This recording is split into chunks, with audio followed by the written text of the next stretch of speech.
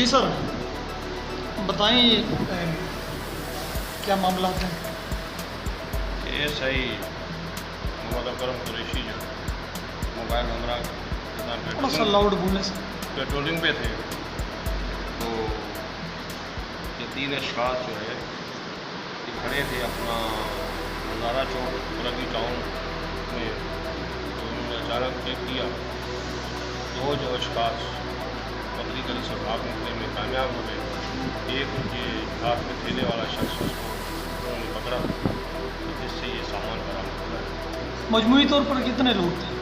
ये टोटल 3 लोग थे। ये यहाँ इलाके में पता चला कि ये देखते हैं, तो पुलिस साहब ने एक्शन लिया।